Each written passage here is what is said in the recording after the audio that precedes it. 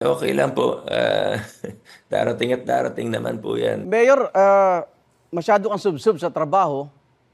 Napapabayaan mo na yata yung sarili mo, kagaya nung boses mo ngayon. Hindi pa pumasok sa isip mo na maganda yung may nag-aalaga sa'yo at magtitimpla ng tsaa. Kaya ang tanong ni Eda Dielca Bautista, abay, kailan ka rin mag-aasawa? At dudugtungan ko yan, yung puso mo, kamusta? Okay lang po, darating at darating naman po 'yan. Gaya po ng sabi mo, siguro itong nakarang 6 na taon talagang sobra sa, trabaho rin. Parang bitin ang sagot mo. May mensahe ka ba sa nagbibigay Wala ng na akong ibang inspirasyon? masasagot.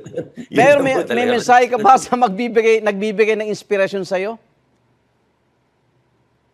Wala ho, ang bibigay inspirasyon sa'kin ang tao talaga.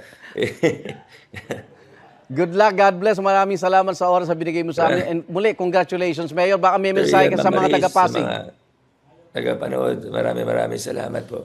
God bless.